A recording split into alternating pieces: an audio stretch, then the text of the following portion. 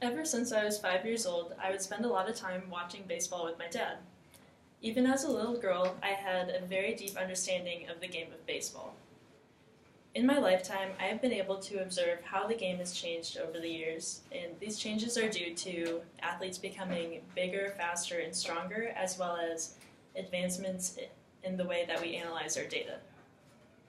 In an article written by Gary Brown, he defines sabermetrics as how the Society of American Baseball Research uses metrics or statistics to evaluate players and teams.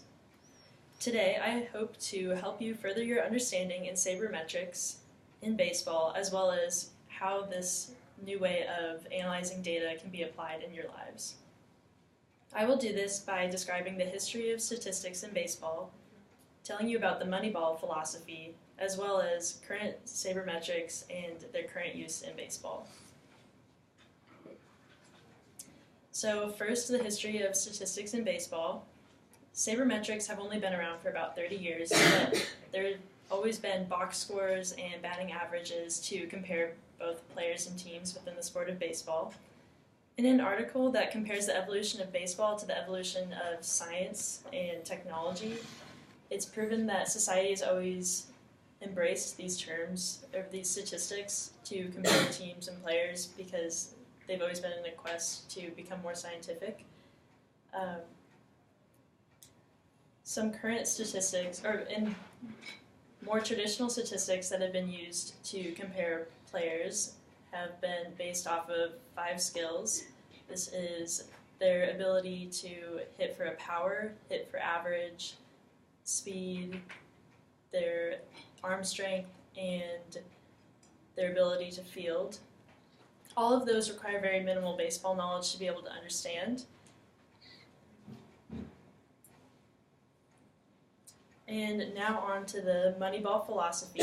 So in 2001, Oakland Athletics general manager Billy Beane used a math system to determine the most important statistics necessary for a team to improve. And these were on-base percentage, slugging percentages, and OPS, which is the on-base percentage plus the slugging percentage. So Billy Beane formed this team of the Oakland Athletics, and this team was able to outperform teams that had twice the financial budgets as the Oakland Athletics, so that's pretty amazing. In an article that describes general managers and their importance of using data, it's proven that although they cannot rely entirely on this Moneyball approach, it's definitely changed the way that the scouting is done. They cannot use the Moneyball approach entirely because baseball is still a company and a business, and they need to make money. In order to make money, they need to sell tickets, and fans still want those star players. So these are other sabermetric statistics. I don't have time to go through all of them, but one that I would like to note is QPA, which is quality plate appearance. So the Boston Red Sox hitting coach describes and discusses this new statistic in a Sports Illustrated article.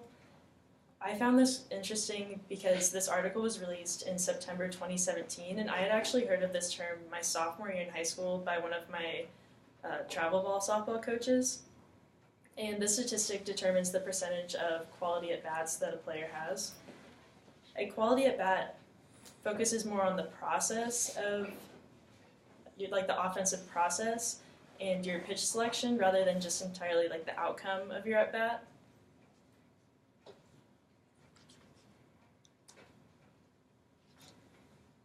Okay, now I would like to shift our focus more on how the changes in technology have affected how baseball is played. So I'm sure that you all watched the World Series this year, or at least had heard of it, but I'm sure what you don't know is that most Major League Baseball teams actually have statisticians on staff, and the matchup between the Dodgers and Astros was a matchup of 2 of the most advanced statistician staffs in baseball currently. Another Sports Illustrated article that was published after the World Series discusses how sabermetrics has improved baseball strategy. And an example of this is the outfield coach for the Dodgers would actually use data analysis for each individual pitcher to see where it would be the best to have each outfielder. So he would make and laminate these little cards and give them to the outfielders for each individual pitcher. And I think there were like 50 plus pitching changes, so there were a lot of cards.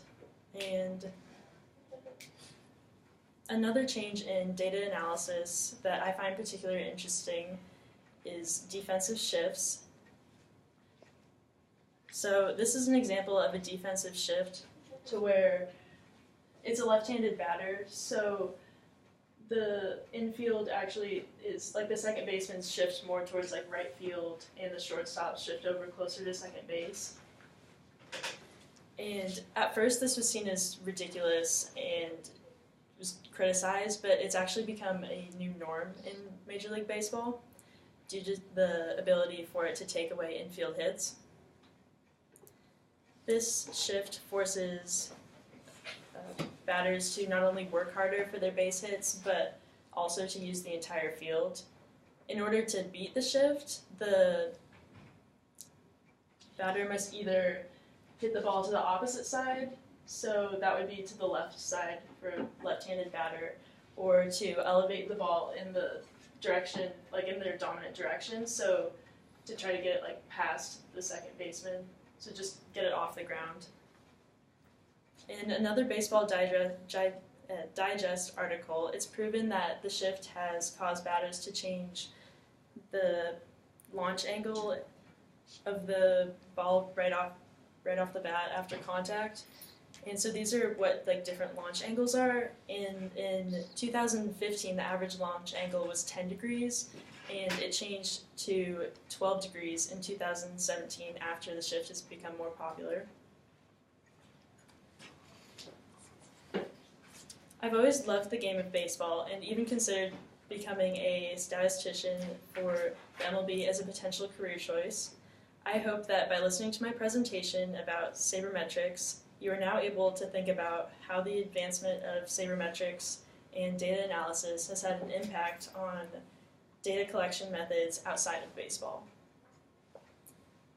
Moneyball might have even revolutionized the business world, and I hope that now you can think about whether or not GPA and SAT scores are actually an accurate representation of student success abilities, and whether or not like an interview and measuring like an interview and experience is an accurate representation of like a hiring process. And data is everywhere, and I challenge you to think about better ways to analyze information within your interests and potential careers.